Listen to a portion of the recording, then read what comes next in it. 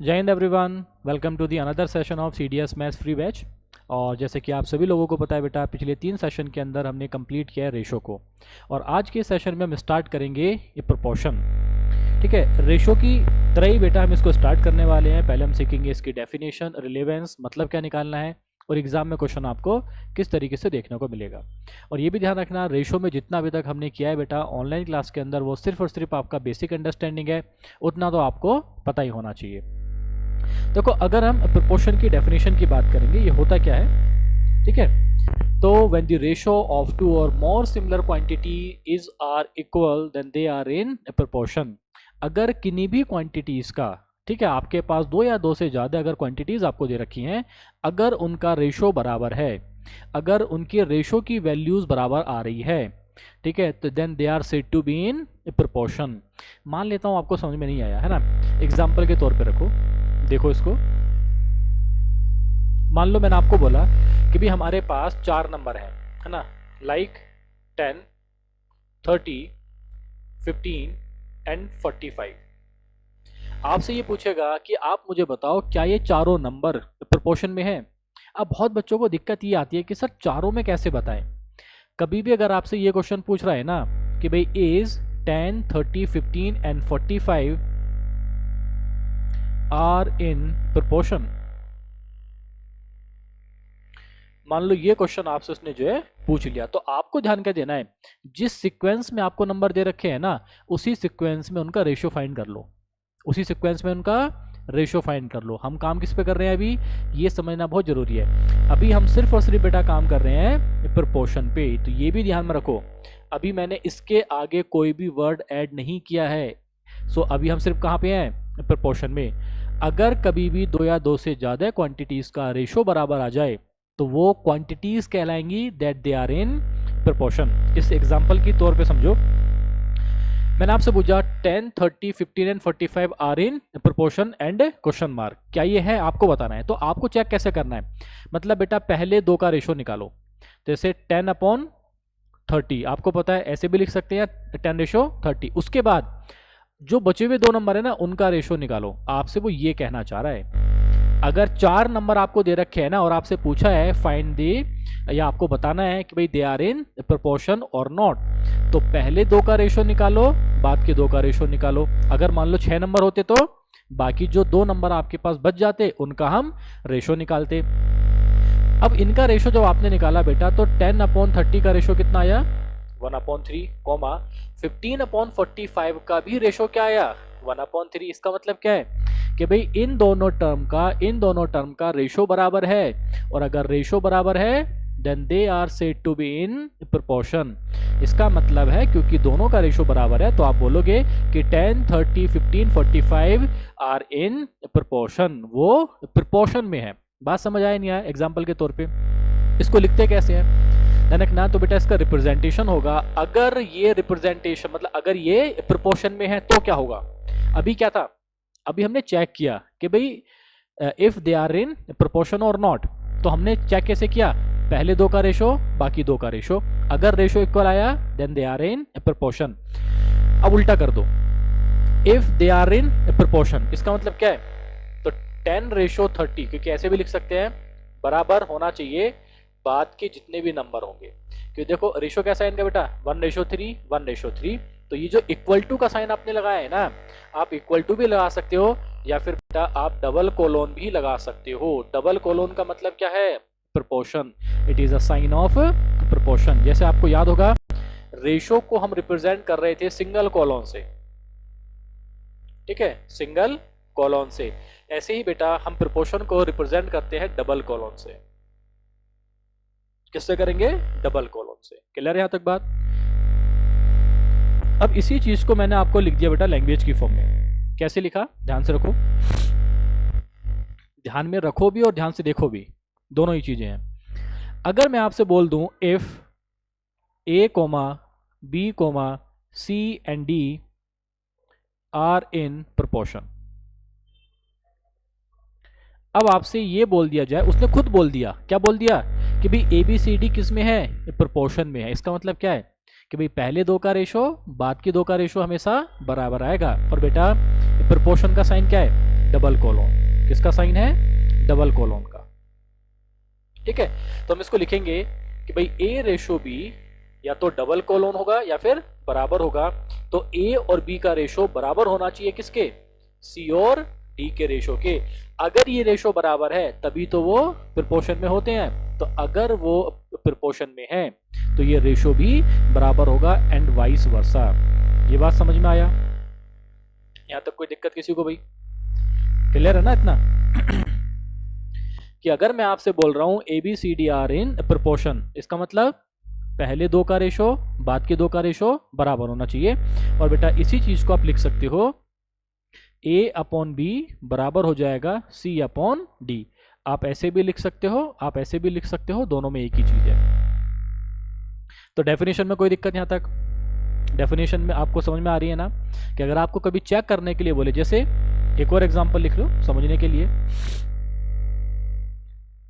मैंने आपसे पूछ लिया कि भाई like 3, 4, 5 and 10 are in proportion, और मैंने लगा दिया क्वेश्चन मार्क। अब आपको बताना है कि ये स्टेटमेंट सही है और या फिर गलत है। कैसे चेक करेंगे? अगर उसने पूछा है आपसे कि भाई ये प्रोपोर्शन में है और या फिर नहीं है, कॉन्सेप्ट क्या है? प्रोपोर्शन में होने के लिए उनका रेशो बराबर होना चाहिए। जिस सीक्वेंस में नंबर दे रखे हैं ना, उसी सीक्वेंस में दो दो नंबर का आप रेशो निकाल दो।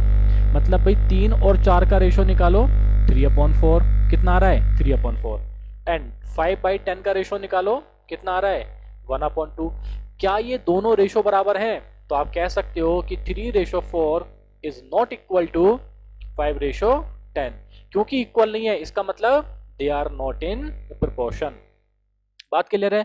अगर ये रेशो बराबर हो जाता तो दे आर इन प्रोपोर्शन। क्योंकि रेशो बराबर नहीं है so they are not in proportion. Sorry भाई, यहां तक बात समझ में आ गई सबको? क्लियर है ना इतना? ये ओके। 2-3 वर्ड इसमें देख लो यार। कभी कभी वैसे आता तो है नहीं, पर कभी डायरेक्ट आपको देखने को मिल जाए।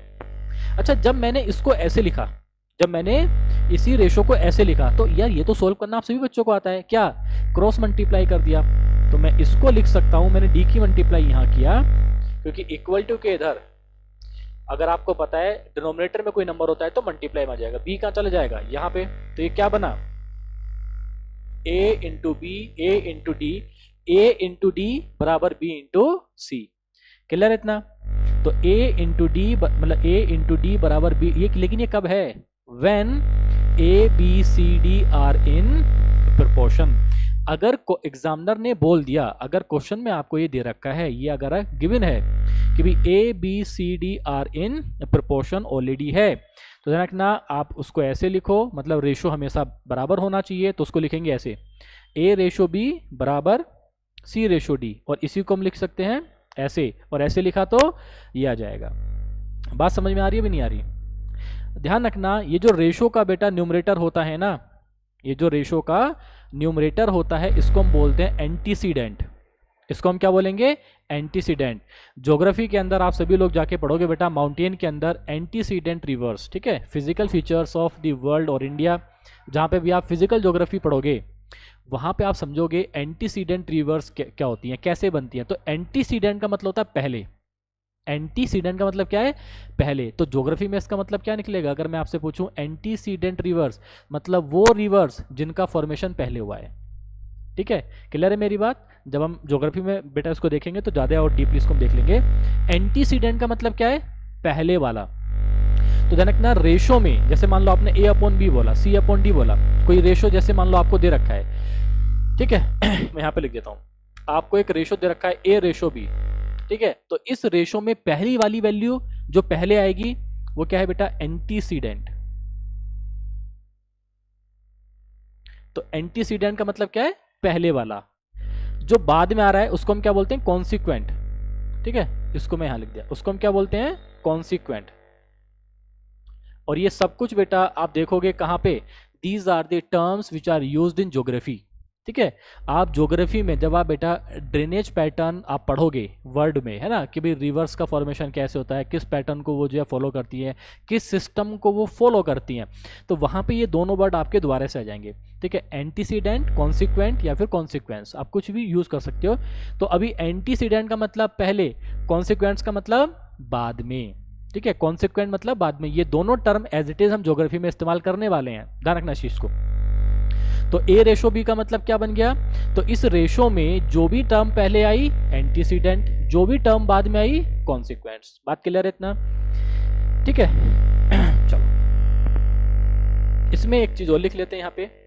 अब ये जो बेटा दोनों के, जैसे आपने एक रेशो लिखा, अगर उसने बोल दिया A B C D are in proportion, दिमाग में क्या आएगा कि भाई ए रेशो जिस रेशो में दे रखे हैं ना, उसी में ए रेशो बी बराबर होगा सी रेशो डी के। हमने लिख दिया ऐसे, A ratio B is proportion to C ratio D, मतलब दोनों का रेशो बराबर है। बराबर है तो ये कंडीशन होल्ड करेगी, लेकिन ये कंडीशन होल्ड कब करेगी, when they are in proportion. ठीक है, जैसे एक और चीज लिख लो, एक और चीज मैं यहाँ पे आपको लिखा देता हूँ इसी में। मान लो आपसे बोल दिया जाए कि A B C and D are in proportion, उसने खुद बोल दिया कि भी ए बी सी डी किस में है, प्रोपोर्शन में है। तो अगर कभी भी A B C D proportion में है, पहले दिमाग में क्या आएगा, तो पहले आपके दिमाग में आएगा कि भाई इसका मतलब पहले दो का रेशो बराबर होगा आखिर के दो के रेशो के बराबर। आप बराबर लगा दो, आप प्रोपोर्शन लगाओ, एक ही बात है। इसमें समझने वाली बात यह है कि ये जो बाहर वाले वैल्यूज होती हैं रेशो के अंदर, पहला वाला और आखिर वाला, इनको हम बोलते हैं एक्सट्रीम। इनको हम क्या बोलेंगे, एक्सट्रीम। और ये जो बीच वाले दोनों बेटा वैल्यूज होती है, इनको हम बोलते हैं मीन। इनको हम क्या बोलेंगे, मीन। अब यहां पे ध्यान दो, ए into D, A into D क्या है, एक्सट्रीम। तो बी इंटू सी, तो बी और सी क्या है, मीन। तो यहां से आप क्या कह सकते हो कि भाई product of extreme, product of extreme is equal to the product of mean। बस वो लैंग्वेज वाली बात है, वरना इतना तो आपको देख के समझ में आ जाएगा। The product of extreme is always equal to the product of mean। यहां तक कोई दिक्कत किसी को समझ में आ रहा ही नहीं आ रहा है कि भाई एंटीसीडेंट क्या होता है, कॉन्सिक्वेंस क्या होता है किसी भी रेशो के अंदर, और प्रोपोर्शन क्या है बेसिकली, है ना। किसी भी 4 नंबर को, 5 नंबर को, 6 नंबर को हम कब बोलेंगे कि भाई वो प्रोपोर्शन में है, when their ratios are equal. ठीक है, यहां तक जितना मैंने कराया, कोई डाउट है तो बताओ। इस पे ध्यान रखना, ए अपॉन बी बराबर सी अपॉन डी, इस पे दोबारा आएंगे। पिछले 3 से 4 साल से लगातार क्वेश्चन आ रहा है यहाँ से प्रोपोर्शन पे। ठीक है, जिसको हम अलजेब्रा की फॉर्म में डाल देते हैं, क्वेश्चन को अलजेब्रा के अंदर डाल देते हैं। देखो ध्यान से, कोई दिक्कत है, कोई डाउट है तो मुझे बताओ भाई, फिर आगे बढ़ते हैं इसमें।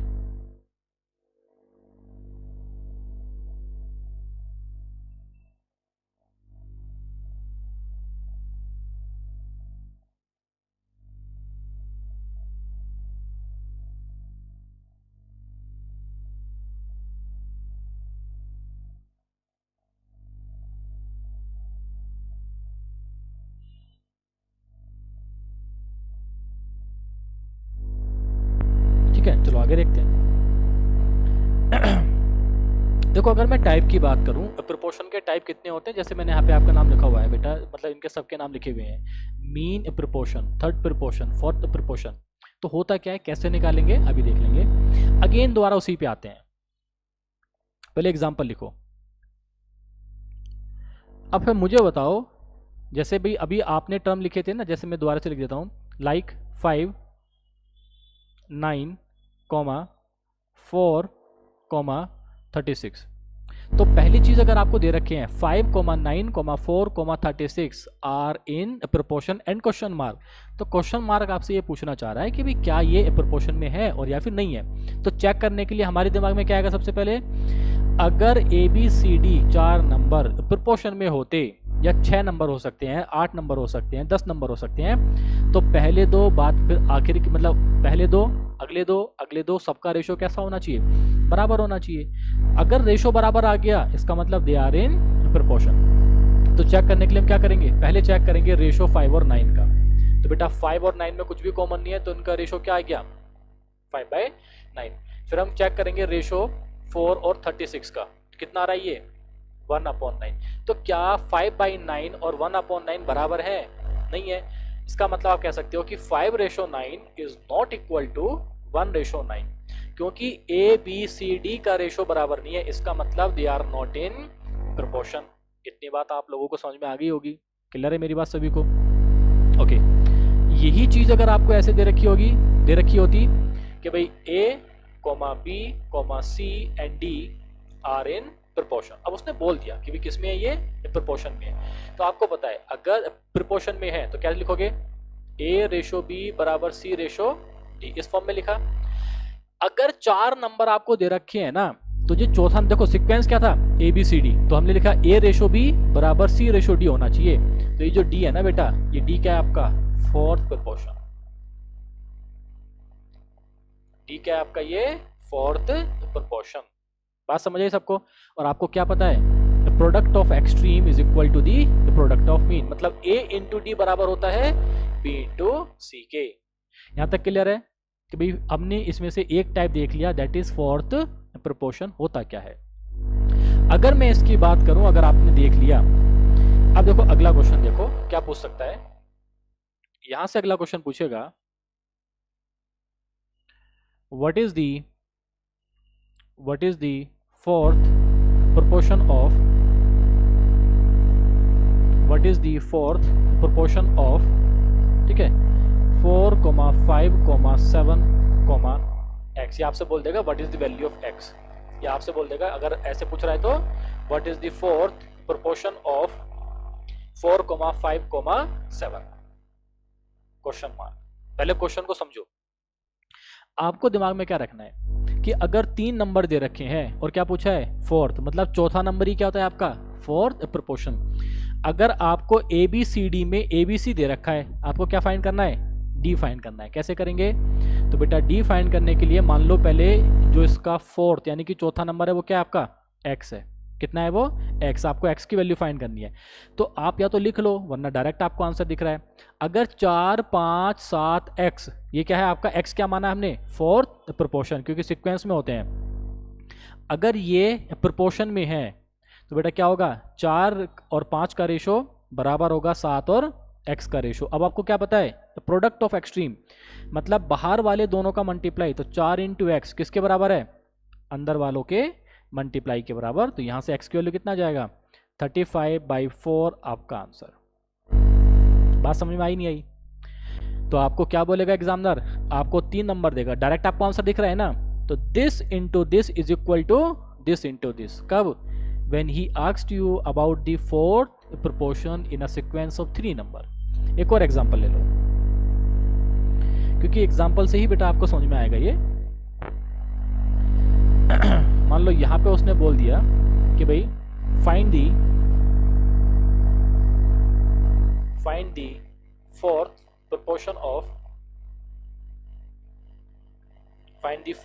proportion of like 7, 8 and 12।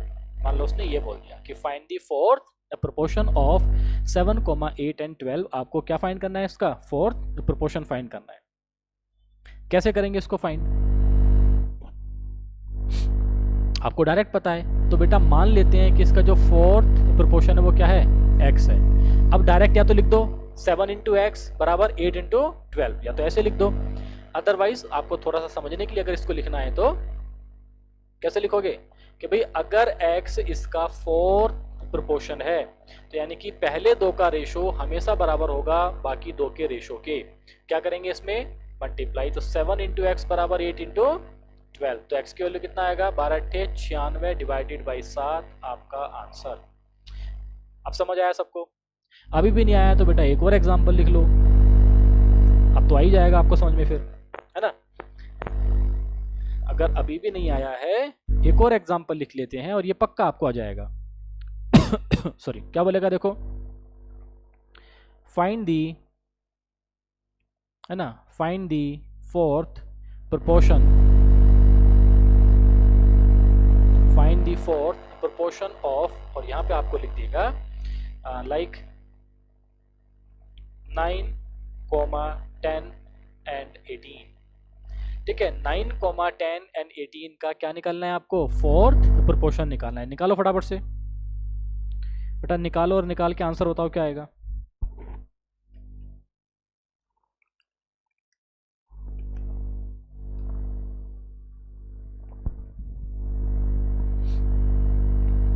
समझ आ गया सबको ना आंसर? तो बेटा मान लिया हमने इसका जो फोर्थ प्रोपोर्शन है वो क्या है? x है।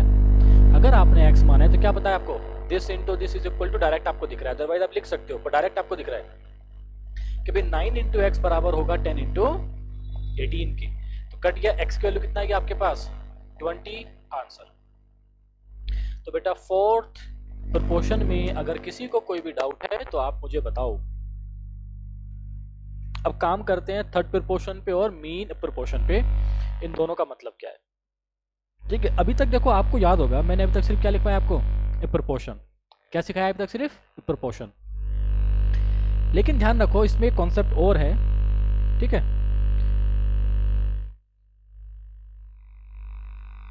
ठीक है, यहां तक कोई डाउट बेटा? यहां तक तो मुझे लगता नहीं कोई डाउट होगा। अब देखो, अब ये जो दोनों है ना, मीन प्रोपोर्शन, थर्ड प्रोपोर्शन, इसका कॉन्सेप्ट को देख लो। मैं यहाँ पे आपको एक चीज लिख देता हूँ ताकि आपको समझ में आ जाए, और फिर इसको आगे कर देते हैं। एक वर्ड है, एक टर्म है जो आपको याद आना चाहिए, कंटिन्यूड प्रोपोर्शन या फिर कंटिन्यूअस प्रोपोर्शन। और बेटा इस पे भी पिछले 2-3 साल में क्वेश्चन देखे गए हैं, और ये जो टर्म मैंने आपको यहाँ पे लिखवाई थी, ठीक है, इस पे भी क्वेश्चन आपको कई बार देखे गए हैं। बेसिकली ये फ्रैक्शन आप इसको कह सकते हो। ठीक है, रेशो बराबर चल रहा है, आप इसको प्रोपोर्शन भी कह सकते हो। तो अब अगर मैं बात करूं कंटिन्यूअस या कंटिन्यूड प्रोपोर्शन, देखो अभी तक सिर्फ क्या पढ़ा हमने? प्रोपोर्शन। अब क्या एक नया वर्ड आएगा आपके लिए? कंटिन्यूअस या कंटिन्यूड प्रोपोर्शन। ये क्या होता है? ठीक है, अगर आपसे ये बोला जा रहा है कि 4 नंबर, 5 नंबर, 6 नंबर कितने भी हों, किस में है? प्रोपोर्शन में है या कंटिन्यूड प्रोपोर्शन में है। अब क्वेश्चन को ध्यान से पढ़ना। जब कभी भी बेटा आप क्वेश्चन को सॉल्व करोगे ना, आपको ये पढ़ना बहुत जरूरी है, आपको समझना बहुत जरूरी है कि ABCD क्या दे रखा है। ABCD प्रोपोर्शन में है और या फिर कंटिन्यूड या कॉन्टिन्यूअस प्रोपोर्शन में है, क्योंकि दोनों में डिफरेंस है। क्या डिफरेंस है? देखो, अगर मैं आपसे बोला जाता, मान लो A, B एंड C, उसने बोल दिया R in continued proportion। क्या बोल दिया उसने? ABC are in continued proportion। इसका मतलब ये होता है, देखो आपको दिख रहा है 3 नंबर है, लेकिन प्रोपोर्शन बोला है 4 नंबर में होने चाहिए। देखो इसको आप कैसे लिखोगे? मतलब बेटा A रेशो B बराबर B रेशो C। बात समझ आई क्या? मतलब ये जो बीच वाला नंबर है ये कैसा होना चाहिए?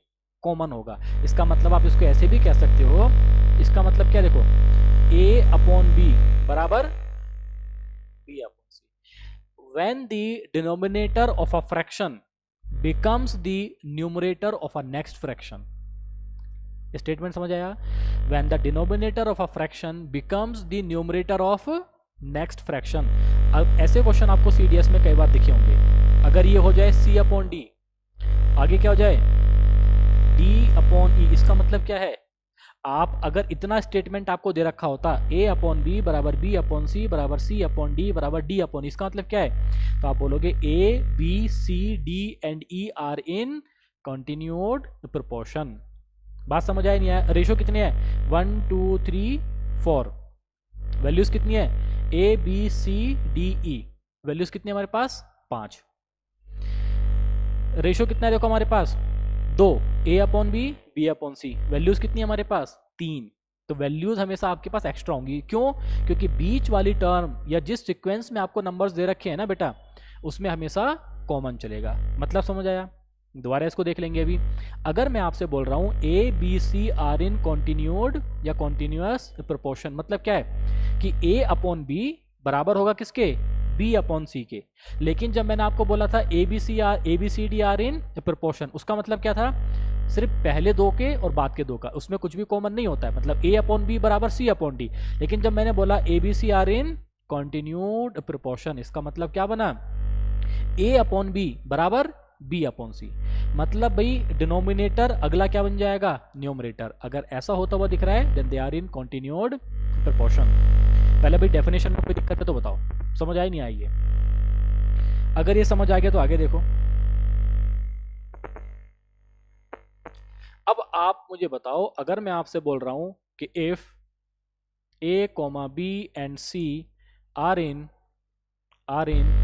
continued proportion, अब समझ आ गया? इसका मतलब क्या है? इसका मतलब है आप इसको ऐसे लिखोगे कि भाई a अपॉन b बराबर होना चाहिए किसके, b अपॉन c के। अगर इनका रेशो बराबर हो गया, अगर a अपॉन b बराबर b अपॉन c हो गया, इसका मतलब A B C are in continued proportion. और अगर दे रखा है कि भी A B C are in continued proportion, then A upon B बराबर होगा बी अपॉन सी के। पहले वाले का डिनोमिनेटर अगले वाले का न्यूमरेटर होना चाहिए, अगर है तो कंटिन्यूड प्रोपोर्शन। डेफिनेशन क्लियर हुई? इसी चीज को आप ऐसे भी तो लिख सकते हैं कि भाई ए रेशो बी, ठीक है, डबल कोलोन या इक्वल टू बी रेशो सी। एक ही बात है। आपको एक चीज और पता है क्या, कि भाई मैं तो दोनों की मल्टीप्लाई कर सकता हूं। तो जब आपने दोनों को मल्टीप्लाई करा तो क्या मिलेगा, a इंटू सी बराबर बी स्क्वायर, इजंट इट? तो यहां से b क्या मिला, अंडर रूट a इंटू सी। ये बात समझ में आई सभी लोगों को भाई, कि क्या बताया मैंने अभी तक आपको? तो ये खेल किस चीज का है, प्रोपोर्शन का एंड कंटिन्यूअस प्रोपोर्शन का। तो जब ये दोनों बराबर हो गए, तो अगर ए बी सी बेटा कंटिन्यूड प्रोपोर्शन में है तो क्या लिखेंगे, ए रेशो बी, बी रेशो सी। तो ये जो सी है ना यहाँ पे, मतलब ये जो चौथी टर्म थी, देखो 1 2 3 4, चौथी टर्म अगर क्या था, प्रोपोर्शन।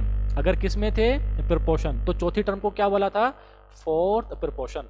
लेकिन अगर बी और सी कैसे हो जाएं, बराबर, तो बेटा ए बी सी क्या बन जाएंगे, A B C are in continued proportion. और तब ये जो डी है ना, ये बेसिकली सी है, इसी को हम क्या बोलते हैं, इसी को हम बोलते हैं बेटा थर्ड प्रोपोर्शन। इसी को हम क्या बोलेंगे, थर्ड प्रोपोर्शन। और ये जो कॉमन वैल्यू है दोनों में, इसी को हम बोलते हैं मीन प्रोपोर्शन। इसी को हम क्या बोलेंगे, मीन प्रोपोर्शन। बात क्लियर है यहां तक सभी को? बात समझ में आई? ठीक है। अब देख लो, अगर आपसे ए और बी का मतलब वो 2 नंबर देगा, आपसे क्या पूछेगा, what is the value of the third proportion. जैसे एग्जांपल देखो, आपसे बोल देगा कि भाई find the third proportion, find the third proportion of 4,6। तो आपको सिर्फ 2 ही नंबर देगा। तो 2 नंबर क्यों देगा, क्योंकि 2 में अगला वाला क्या होता है बेटा, ये 2 नंबर देगा। क्यों देगा, क्योंकि अगला वाला नंबर तो कॉमन है, और जो आखिरी बचा वो क्या है आपका, थर्ड प्रोपोर्शन। मतलब जब दोनों वैल्यू क्या हो जाएं, बराबर हो जाएं। तो आपसे क्वेश्चन पूछेगा find the third proportion of 4,6। तो आप कैसे लिखोगे, अगर थर्ड पूछा है ना, इसका मतलब क्या है, आप इसको लिखोगे कि भाई 4 और 6 का रेशो बराबर होगा 6 और x के। ये x क्या है आपका, अगर ये दोनों बराबर हैं तब ये x क्या होता है, थर्ड प्रोपोर्शन। ये क्या हो जाएगा आपका बेटा, ये हो जाएगा आपका थर्ड प्रोपोर्शन। बात क्लियर है यहाँ तक सभी को?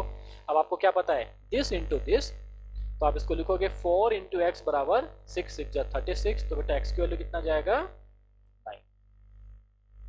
x की वैल्यू क्या मिलेगा आपको, 9। अच्छा b क्या था, मीन प्रोपोर्शन। b क्या है यहाँ पे आपका, तो b है आपका मीन प्रोपोर्शन। आगे क्वेश्चन ये भी तो आ सकता है, फाइंड द मीन प्रोपोर्शन। आगे क्वेश्चन ये भी तो आ सकता है, find the mean proportion of A and B. तो जिन भी 2 नंबर का आपसे मीन प्रोपोर्शन पूछा है उनका रूट ले दो, मल्टीप्लाई करके रूट ले दो, क्योंकि बी क्या है, दोनों में सेम। जो वैल्यू सेम होती है वही क्या आपकी मीन प्रोपोर्शन, जो सेम के अलावा अगली वाली टर्म होती है वही क्या आपका थर्ड प्रोपोर्शन। दोनों में अंतर समझ आया? नहीं समझ आया? एक और एग्जांपल देखो, अब आपको अंतर समझ में आ जाएगा। मैंने आपसे पूछा find the mean proportion, find the mean proportion of 4 and 6, 4 and 6, question mark. Logic समझ आया? अब ध्यान रखना, मैंने क्या पूछा है, मीन प्रोपोर्शन, मतलब बीच वाली जो कॉमन वाली टर्म है। अब ये नहीं पूछा मैंने थर्ड टर्म, तो बेटा मीन प्रोपोर्शन निकालने के लिए हम क्या करेंगे, तो to find the mean proportion of any given number, उनकी मल्टीप्लाई का रूट कर देंगे। तो 4 इंटू 6 जो कि बेटा 4 और 6 का मीन प्रोपोर्शन आ जाएगा 6 चौक 24 अंडर रूट 24। बात क्लियर है? या इसको अगर आप थोड़ा सा और सोल्व करके लिखना चाहोगे तो आप लिख दोगे 2 रूट 6। समझ आया नहीं आया? दोनों में अंतर समझ आया? तो अगर मैं आपसे पूछ रहा हूँ थर्ड प्रोपोर्शन, मतलब ये कॉमन होगा, ये पूछा है। अगर मैंने आपसे पूछा है बेटा मीन प्रोपोर्शन, तो मैं आपसे ये कॉमन वाली टर्म पूछ रहा हूँ अब, ठीक है। अब आपको ये और ये दे रखा है, इसका मतलब 6 क्या है, ये इज दी एक्सट्रीम वैल्यू, 4 क्या है, ये एक्सट्रीम वैल्यू। बात समझ में आ रही ना? ठीक है। नहीं आया? एक और एग्जांपल देखो। अगर बेटा ये भी समझ में नहीं आया है, आप एक और एग्जांपल लिखो यहाँ पे, एक और एग्जांपल के थ्रू इस बात को समझो। आपसे बोल देगा एक ही क्वेश्चन में मैं आपसे दोनों चीज पूछ रहा हूँ, ठीक है। क्या फाइंड करना है आपको, मैंने शॉर्ट में लिख दिया, mean proportion and third proportion, ठीक है। ये आपको दोनों फाइंड करने हैं। किसका? Find the mean proportion and third proportion of let's say 4 and 9। आपसे मैंने क्वेश्चन पूछ लिया कि 4 और 9 का क्या फाइंड करना है आपको, mean proportion and third proportion. एक बार खुद से ट्राई करो बेटा, एक बार आप इसका मीन प्रोपोर्शन और थर्ड प्रोपोर्शन खुद से ट्राई करो। ट्राई करके आंसर बताओ कि आपको समझ में आ पा रहा है, क्या आपका आंसर आ रहा है या नहीं आ रहा है। अगर आंसर नहीं आ रहा है तो कहाँ दिक्कत आ रही है आपको, क्या करना है? तो देखो, to find the mean proportion, 4 और 9 का हम क्या करेंगे, इन दोनों की मल्टीप्लाई का रूट ले लेंगे। तो कितना मिलेगा बेटा, मीन प्रोपोर्शन मिलेगा 4 9 जा 36 विच इज इक्वल टू 6, आपका आंसर। लेकिन उसने क्या पूछ लिया, अगर थर्ड प्रोपोर्शन, तो to find the third proportion मैं कैसे लिखूंगा इसको, आपको पता है बीच वाला कॉमन होगा, तो मैं इसको लिखूंगा 4:9 बराबर 9:x, और ये x क्या है, थर्ड प्रोपोर्शन। तो मैं इसको क्या लिखूंगा, 4 into X is equal to 9 9 जा 81, तो x की वैल्यू कितना जाएगा यहाँ से 81/4। दोनों में अंतर समझ आया? ये क्या था, 4 और 9 का मीन प्रोपोर्शन, ये क्या है 81/4 क्या है, 4 और 9 का थर्ड प्रोपोर्शन।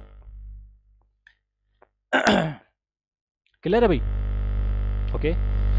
एक और यहाँ पे समझो अच्छी बात,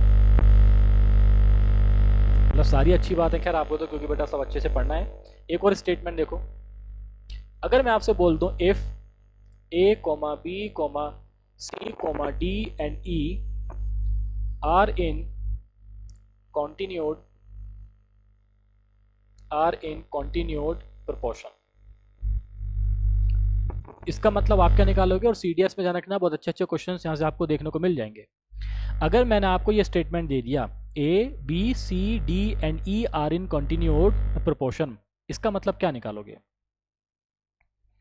तो कंटिन्यूड का मतलब बात समझ में आ रहा है ना आपको, पहले वाले का डिनोमिनेटर दूसरे वाले का न्यूमरेटर, मतलब हम इसको लिख देंगे, अगर ये दे रखा है ना, देन A/B बराबर होगा B/C के, बराबर होगा C/D के, बराबर होगा D/E के। पहले वाले का डिनोमिनेटर अगले वाले का न्यूमरेटर, पहले मतलब उसके पहले वाले का डिनोमिनेटर अगले वाले का न्यूमरेटर। अगर ये टर्म आपको दे रखी है, इसका मतलब क्या है, that they are in continued proportion. अगर ABCDE कॉन्टिन्यूड प्रोपोर्शन में है तो ये होल्ड करेगा। अब इसके ऊपर आपने बहुत क्वेश्चन देखे, और एल्जेब्रा के अंदर ध्यान रखना बेटा, मैं आपको यहाँ पे नहीं कराऊंगा ये, क्योंकि एल्जेब्रा के अंदर स्टार मार्क कर लो, मैंने एल्जेब्रा के अंदर सिंप्लीफिकेशन के अंदर इसके सारे कॉन्सेप्ट आपको सिखाए हैं, ठीक है। यूट्यूब के ऊपर बेटा वीडियोस ऑलरेडी पड़े हुए हैं, सिंप्लीफिकेशन के पास्ट ईयर्स के भी हैं, कॉन्सेप्ट वाले भी हैं एल्जेब्रा के अंदर, आप वहाँ पे जाके देखो, इसके बारे में टोटल कॉन्सेप्ट मैंने आपको बता रखा है।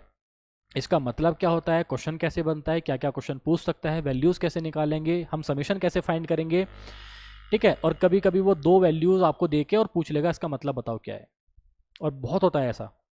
क्लियर है यहाँ तक? तो अगर उस वीडियो को आपने नहीं देखा है बेटा एल्जेब्रा के अंदर, जाके देख लेना, इसके ऊपर सारे कॉन्सेप्ट आपके क्लियर हो जाएंगे। बट डेफिनेशन वाइज मैंने यहाँ पे आपको एक्सप्लेन कर दिया दोबारा से कि भाई कंटिन्यूड प्रोपोर्शन का मतलब क्या है, कैसे मतलब निकालेंगे, मीन प्रोपोर्शन क्या होगा और थर्ड प्रोपोर्शन क्या हो जाएगा। क्लियर यहाँ तक? अगर यहाँ तक क्लियर है, अब देखो मैंने आपको एक चीज़ बताई थी यहाँ पे भी कि भाई प्रोपोर्शन का मतलब क्या होता है, when the ratio of two or more quantities are equal, मतलब a अपॉन बी बराबर c अपॉन डी। अगर ये अलग अलग हैं तो प्रोपोर्शन, अगर ये दोनों सेम हो जाए तो it means they are in continued proportion. इसी पे काम करते हैं। अब वो आपको इनडायरेक्टली देगा क्योंकि एग्जाम के अंदर, और ये लिख लेना बेटा, इफ आपको दे रखा है a अपॉन बी बराबर c अपॉन डी, यहां से क्या समझ आएगा?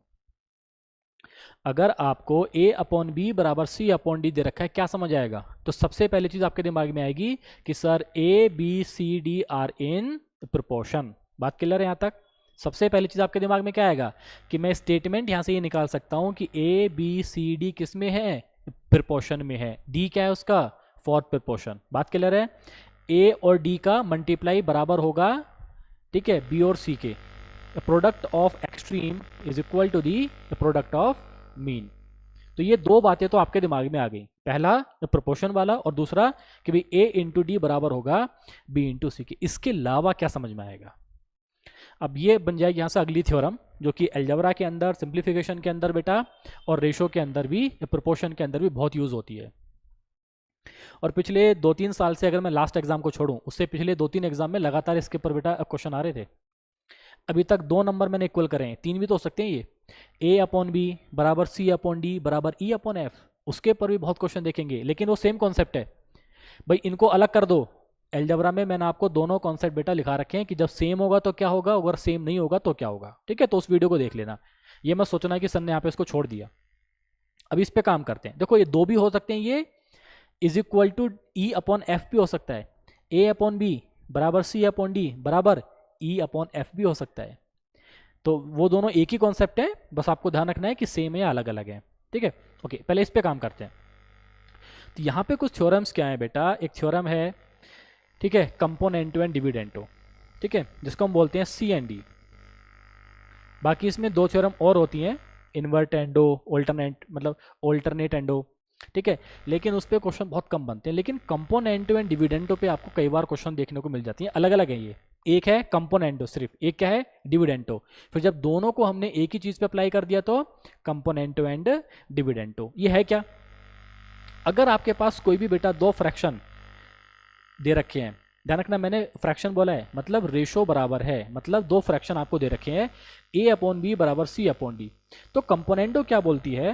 पहली चीज अगर मैं बात करूं कंपोनेंटो की, ठीक है, कि भाई जो भी फ्रैक्शन आपको दे रखा है ना, अगर मैं न्यूमरेटर में डिनोमिनेटर को ऐड कर दूं, और ये ध्यान रखना बेटा, कंपोनेंटो एंड डिविडेंटो इक्वल टू के दोनों तरफ लगेंगी, कि अगर मैं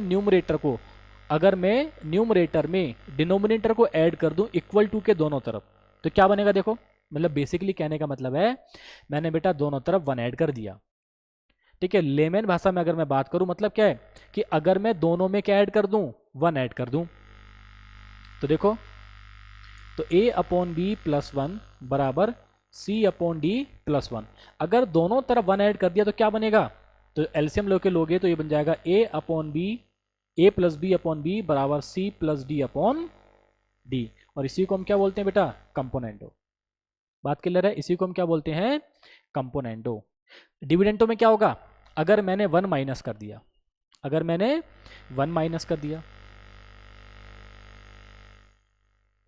तो डिविडेंटो में क्या बनेगा? 1 माइनस करेंगे तो तब क्या बन जाएगा? ये a minus B upon B बराबर c minus D upon D.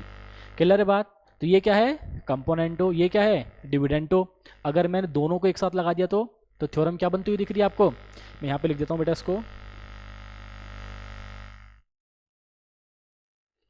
कि भाई अगर आपके पास एक फ्रैक्शन है a अपॉन बी बराबर c अपॉन डी, आपने दोनों पे क्या लगा दिया? Componendo and dividendo. पहले कंडीशन याद रखो, इक्वल टू के दोनों तरफ अप्लाई होगी। कंपोनेंटो का मतलब डिनोमिनेटर को ऐड कर दो, डिविडेंटो का मतलब डिनोमिनेटर को माइनस कर दो, मतलब मैंने इन दोनों को डिवाइड कर दिया। तो जब आपने कंपोनेंटो एंड डिविडेंटो लगाया a अपॉन बी बराबर c अपॉन डी में, तो क्या बनेगा? a plus B upon a minus B बराबर c plus D upon c minus D. और इसके ऊपर भी आपको बहुत क्वेश्चन देखने को मिल जाएंगे। तो ये है बेटा पूरा प्रोपोर्शन के अंदर जिस पे आपको कमांड करना है, ठीक है, सारे कॉन्सेप्ट के ऊपर, कंपोनेंटो के ऊपर, डिविडेंटो के ऊपर। अगर ये दे रखा है, ध्यान रखना, अगर a plus B upon a minus B बराबर c plus D upon c minus D दे रखा है, इसका मतलब क्या है? आप कह सकते हो इसका मतलब है a अपॉन बी बराबर c अपॉन डी, क्योंकि उसी से तो है निकल के ये। और अगर a अपॉन बी बराबर c अपॉन डी है, इसका मतलब क्या है? They are in proportion. तो ये फॉर्म कहीं पे देखिए, आप डायरेक्ट बोल सकते हो a इंटू डी बराबर b इंटू सी। अब ये आपकी अंडरस्टैंडिंग है, ये आपकी ऑब्जर्वेशन है कि आपने क्लास में इन सब चीज़ों को पढ़ा है, ठीक है। और बेटा ऑफलाइन में तो मैं इसको और डिटेल में आप लोगों को पढ़ाया भी और पढ़ाता भी हूँ, अलजेब्रा के अंदर भी और प्रोपोर्शन के अंदर भी। तो ये सारा कुछ है बेटा प्रोपोर्शन के अंदर जो आपके बेसिक में आता है और आपको आना भी चाहिए सब कुछ।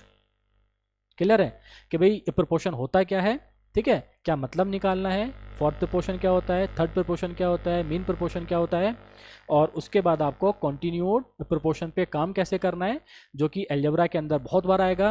और उसके बाद फिर कंपोनेंट एंड डिविडेंटोपी अंडरस्टैंडिंग आपको होना चाहिए। मैंने आपको यहाँ पे छोटा सा इसका ग्लिम्स दिया है, बताया कि होती क्या है, हम कैसे लगाते हैं। इसके बारे में बहुत सारी ऑब्जर्वेशंस हैं जिनको आप याद करके एग्जाम में अपना टाइम बचा सकते हो, तो उसको बेटा सब कुछ पढ़ के जाना। एक बार इसको गो थ्रू करो, कोई डाउट है तो मुझे बताओ, फिर इसमें आगे स्टार्ट करते हैं अगला।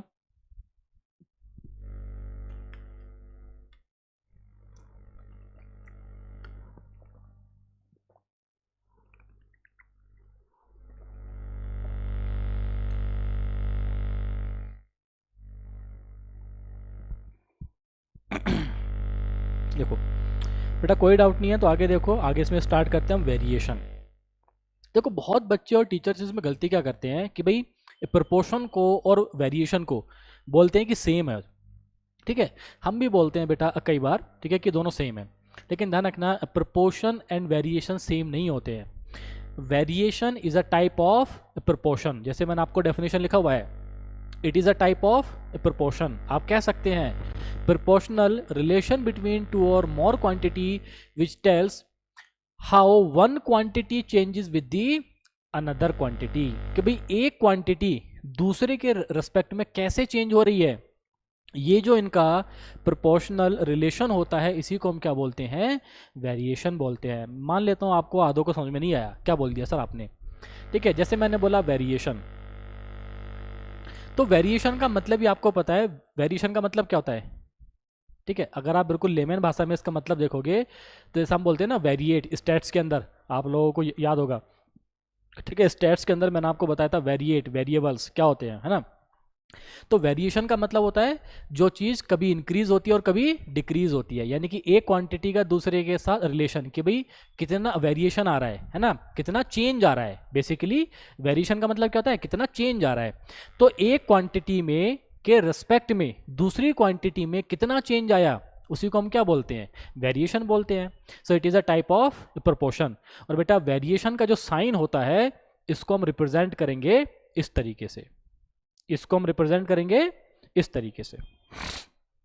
अब जैसे मैंने क्या बोला, वेरिएशन दो तरह का होगा, ध्यान रखो, वेरिएशन बेटा दो तरह का होगा। कौन कौन सा? एक तो डायरेक्ट, या हम इसको कभी कभी बोल देते हैं डायरेक्ट प्रोपोर्शन, लेकिन करेक्ट क्या है? Direct variation. एंड और दूसरा होगा इनडायरेक्ट या इनवर्स, ठीक है, इनवर्स या इनडायरेक्ट। मतलब क्या है इसका?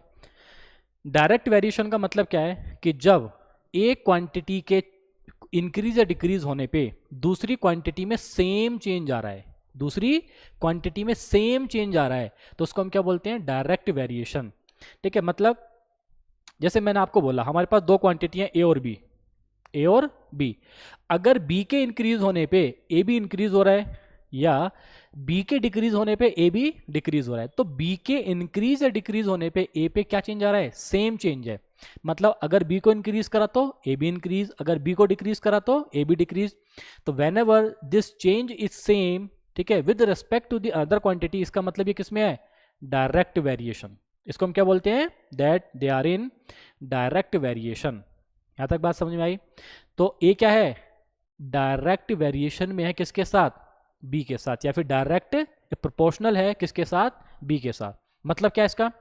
कि भाई बी के इंक्रीज होने पे ए इंक्रीज होगा, बी के डिक्रीज होने पे ए डिक्रीज होगा। लेकिन अगर मैं इनडायरेक्ट बोलूं या इनवर्स बोलूं, जब किसी भी एक क्वांटिटी के इंक्रीज होने पे दूसरी क्वांटिटी डिक्रीज हो जाए, मतलब चेंज इनवर्स हो जाए, चेंज उल्टा हो जाए। हमने तो एक क्वांटिटी को बढ़ाया, बढ़ाने की बजाय दूसरी क्वांटिटी बढ़ने की बजाय घट जाए, तो चेंज कैसा हो रहा है, उल्टा हो रहा है। सो दैट्स वाई इसको हम बोलते हैं इनवर्स वेरिएशन। बेटा वेरिएशन का साइन तो सेम है, बस उसको लिखेंगे a अपॉन बी। बात क्लियर है अभी यहां तक?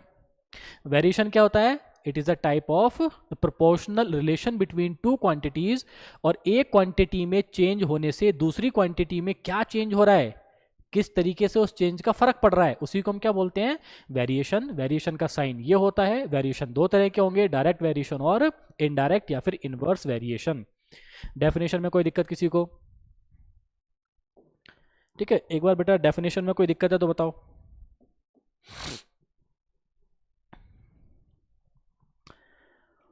देखो क्वेश्चन कैसा आएगा इस पे, अगर हम क्वेश्चन की बात करें तो मान लो मैंने क्वेश्चन में बोल दिया बेटा, और ध्यान रखना पिछले 2-3 एग्जाम में लगातार यहां से एक क्वेश्चन आ रहा है।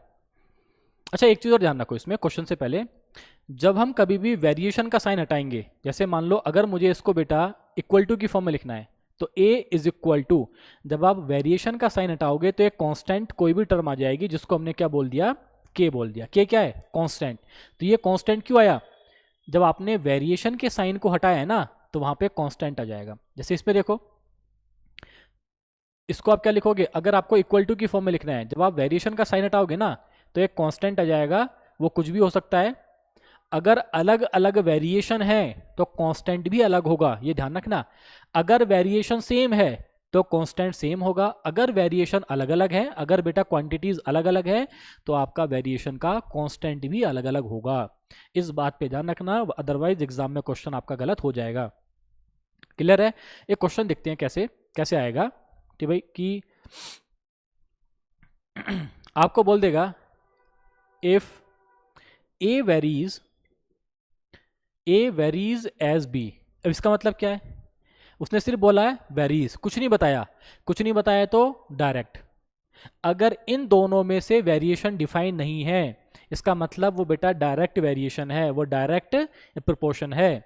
अगर डिफाइन कर देगा अच्छी बात है, नहीं किया तो उसने बोल दिया if A varies as B, इसका मतलब ए का जो रिलेशन है, जो चेंज है बी के साथ, वो डायरेक्टली वेरी कर रहा है। अगर बी इंक्रीज होगा ए भी इंक्रीज होगा, ए डिक्रीज होगा तो बी भी आपका डिक्रीज हो जाएगा। If A varies as b and, ठीक है, फुल स्टॉप। अब आपको बोल देगा when b is equal to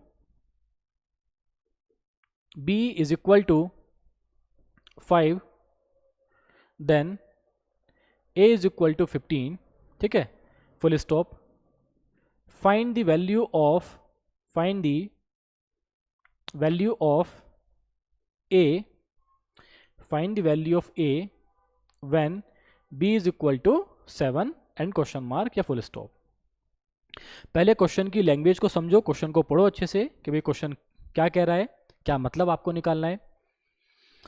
question में आपको बोला गया कि if a varies as b, इसका मतलब क्या है, आप क्या लिखोगे, देखो यहां से यहां तक की लैंग्वेज का मतलब क्या है, a वेरीज एज b, मतलब a डायरेक्टली डिपेंड कर रहा है b पे। अगर b इंक्रीज होगा a इंक्रीज होगा, b डिक्रीज होगा a भी डिक्रीज होगा। तो जब मैं वेरिएशन का साइन हटाऊंगा तो क्या जाएगा, a is equal to k times of b।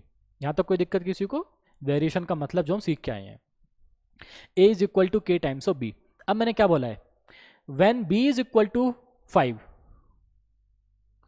अगर b की वैल्यू 5 है then a is equal to 15, तब a की वैल्यू कितना है, 15। बेटा पहली वैल्यूज को पुट कर दो, a कितना है 15, कब, when b is equal to 5। तो पहले आपको k की वैल्यू निकालनी है, पहले आपको कांस्टेंट की वैल्यू निकालनी है। तो यहां से k की वैल्यू कितना आएगा, k इज इक्वल टू 3। अगर k इज इक्वल टू 3 है, अब क्या पूछा है, इस वाले रिलेशन में पुट कर दो, ये जो इक्वेशन आपके पास आई ना इसमें आप पुट कर दो। तो आपके पास a और b में क्या रिलेशन आया, a is equal to 3 times of b। आप यहां से रेशो भी निकाल सकते हैं कि भाई a अपॉन b का रेशो क्या है, 3:1, 3/1। यहां तक समझ में आया? अब उसने क्या बोल दिया, find the value of a की वैल्यू फाइंड करनी है, कब, when b is equal to 7, जब b की वैल्यू कितना है 7। k की वैल्यू कांस्टेंट आप निकाल चुके हो, आपने a और b के अंदर एक रिलेशन फाइंड कर दिया कि a इज इक्वल टू कितना है थ्राइस ऑफ बी। आपको ए की वैल्यू निकालना है बेटा, कब? जब बी की वैल्यू कितना है 7, आप पुट कर देंगे तो ए की वैल्यू कितना आ जाएगा 7 3 21।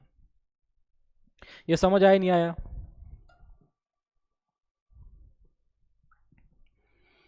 ध्यान से देखो, बताओ मेरे को कि समझ में आया आप लोगों को या फिर नहीं आया। कहना क्या चाह रहा है वो कि भाई वेरिएशन के क्वेश्चन आपको किस तरीके से देखने को मिलेंगे। ठीक है, एक और एग्जांपल लिखो अगर ऐसे समझ में नहीं आया तो। आपसे क्या बोलेगा देखो क्वेश्चन में। ठीक है, लेट्स से उसने बोल दिया ए वेरीज एज बी, ए वेरीज एज बी। ठीक है, कोमा लगा के बोल देगा if a is equal to 7 and b is equal to 10, b is equal to, मतलब या ऐसे बोल देगा if a is equal to 7 then b is equal to 10 full stop या कोमा कुछ भी बोल देगा। find the value of b when a is 10, sorry when a is 15 and question mark. पहले क्वेश्चन को ध्यान से पढ़ो, क्या दे रखा है। उसने बोला ए वेरीज एज बी, कुछ नहीं डिफाइन, मतलब डायरेक्ट वेरिएशन की बात कर रहा है। If a is equal to 7 and b is equal to 10, अगर ए 7 के बराबर है तब बेटा बी की वैल्यू कितना है 10। Find the value of b when a is 15, आपको बी की वैल्यू फाइंड करनी है कब? When a is equal to 15। ठीक है, और ऐसे बहुत क्वेश्चन है जो यहां पे आपको देखने को मिल सकते हैं। क्या करोगे इसमें देखो, क्वेश्चन को ब्रेक करो। ए वेरीज एज बी, यहां से आप बोलोगे ए इज डायरेक्टली प्रोपोर्शनल टू या बेटा डायरेक्टली डिपेंड ऑन बी। जब आप वेरिएशन हटाओगे तो क्या मिलेगा आपको? ए इज इक्वल टू, एक कांस्टेंट आ जाएगा के टाइम्स ऑफ बी। तो हमें पहले क्या करना होता है, इस कांस्टेंट की वैल्यू फाइंड करनी पड़ती है। क्वेश्चन में क्या बोला है? A is equal to 7, a कितना है 7, कब? When b is equal to 10। तो यहां से बेटा के की वैल्यू कितना आएगा? तो के की वैल्यू आ जाएगा आपके पास 7/10। तो ये क्या आ गया आपके पास? कांस्टेंट की वैल्यू। इस कांस्टेंट की वैल्यू यहां पे डाल दो तो आपके पास ए और बी के अंदर एक बेटा रिलेशन आ जाएगा, क्या कि 7/10 टाइम्स ऑफ बी बराबर ए, और यहां से आप इसका रेशो भी फाइंड कर सकते हैं। अब क्या पूछा है? Find the value of b, b की वैल्यू फाइंड करनी है when a is 15। Value put कर दो, ए कितना है 15, 7/10, बी आपको फाइंड करना है। तो यहां से आपको आंसर दिख रहा है बेटा, तो बी की वैल्यू कितना हो जाएगा? B is equal to cross multiply कर देंगे 150 डिवाइडेड बाई 7, आपका आंसर। समझ में आया नहीं आया अभी कैसे करना है इसको? तो वेरिएशन का मतलब क्या निकालना है और वेरिएशन के क्वेश्चन को सोल्व कैसे करना है, बेसिक क्वेश्चन मैंने आपको लिखा दिया है। ठीक है, चलो आगे देखो, अगला देख लो।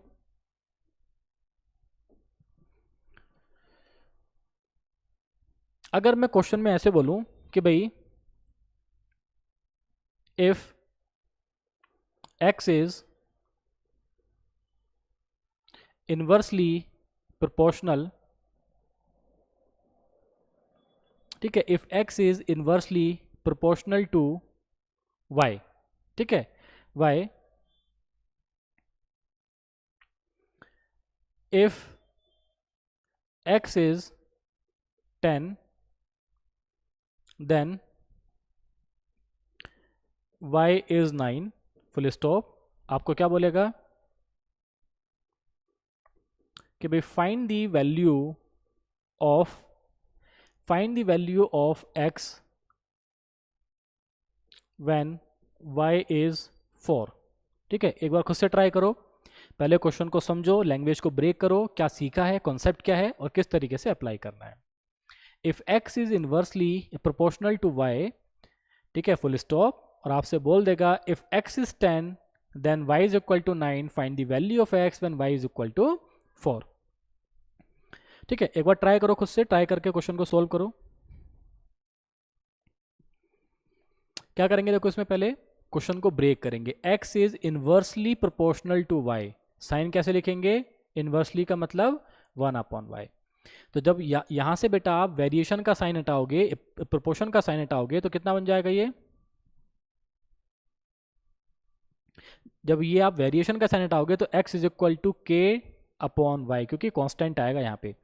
अब उसने क्या बोला है कि भाई x की वैल्यू कितना है, x की वैल्यू 10 पुट कर दो, और जब x की वैल्यू 10 है तो y की वैल्यू कितना आपके पास 9, तो यहाँ से कांस्टेंट आपका कितना आ गया 90। अब इस कांस्टेंट को हम यहाँ पुट कर देंगे तो x इज इक्वल टू कितना आएगा 90 अपॉन वाई। यहाँ से आप रेशो भी, अब देखो अब रेशो निकालना मुश्किल हो जाएगा क्योंकि आपको क्या मिल रहा है यहाँ पे x इंटू वाई मिल रहा है। आगे क्या बोला है, find the value of x when y is equal to 9। आपको x की वैल्यू फाइंड करना है जब y कितना है, y इज इक्वल टू 4। तो बेटा 4 पुट कर देंगे तो x की वैल्यू कितना आ जाएगा 45/2 आपका आंसर। गौर से देखो, ध्यान से, समझ में आया नहीं आया, कैसे अप्रोच करना है क्वेश्चन को। देखो लैंग्वेज कुछ भी हो सकती है, ये बेटा वेरिएबल की फॉर्म में भी हो सकता है कि भाई अगर x डायरेक्टली प्रोपोर्शनल है या इनवर्सली प्रोपोर्शनल है y के साथ, तब क्या होगा। ठीक है, जैसे एक और क्वेश्चन लिखो अंडरस्टैंडिंग के लिए। ठीक है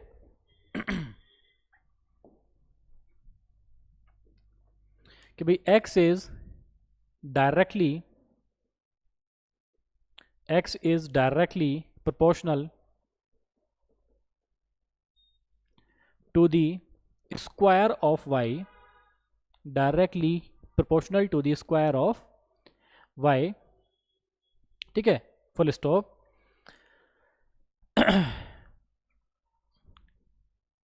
the value of x is, ठीक है, √2 when y is, ठीक है, कितना जाएगा 3, फुल स्टॉप। आपसे बोल देगा यहां से आगे कि भाई फाइंड द वैल्यू, ठीक है, find the value of y when, ठीक है, find the value of y when x is, ठीक है, when x is √7 and full stop या क्वेश्चन मार्क। ठीक है, क्वेश्चन को ध्यान से पढ़ो, क्वेश्चन को ब्रेक करो, समझो अभी तक क्या समझा है और किस तरीके से आपको इस क्वेश्चन को सोल्व करना है।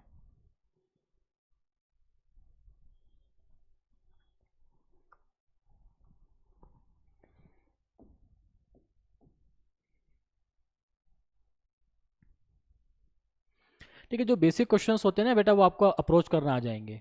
बाकी देखो यार, पास्ट ईयर जब आप सोल्व करोगे, जब आप अच्छे क्वेश्चंस को सोल्व करोगे, अच्छे क्वेश्चंस तभी आपसे सोल्व होंगे। ठीक है, तो ये मत समझना कि जितना मैंने आपको लिखा दिया ये सिर्फ बेसिक है, इतना तो आपको आना ही चाहिए।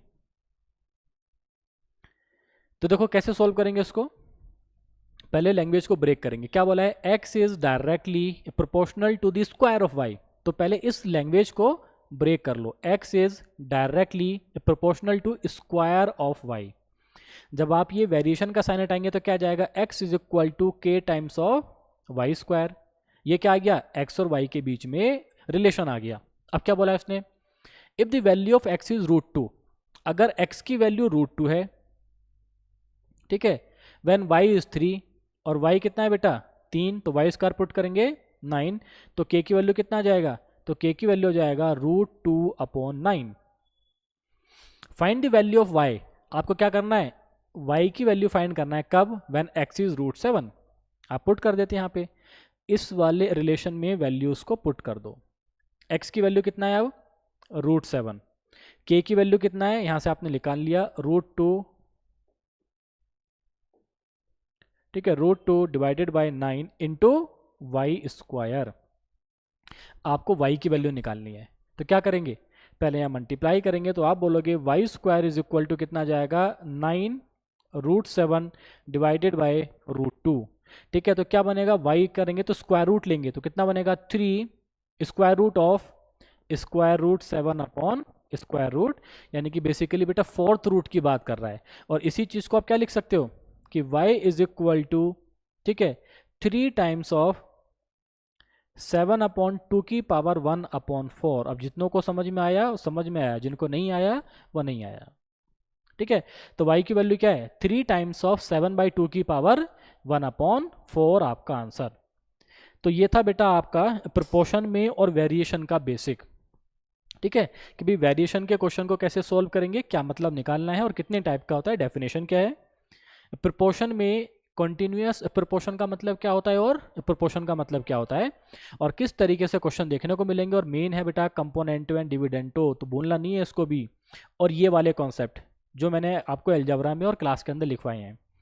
इसके बाद हमने क्या देखा था, प्रोपोर्शन, डेफिनेशन।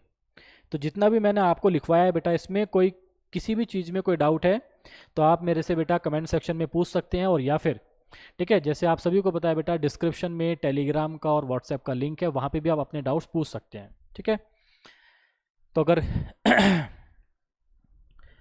कोई भी डाउट नहीं होगा, अगर कोई भी डाउट होगा आप मेरे से बेटा पूछ सकते हैं, कोई भी डाउट नहीं होगा तो भी कोई बात नहीं है, आप ग्रुप्स को ज्वाइन कर सकते हैं फॉर दी क्लास पीडीएफ। ठीक है, क्लासेस की बेटा जितनी भी ये पीडीएफ है वो टेलीग्राम चैनल पे आपको मिल जाएंगी।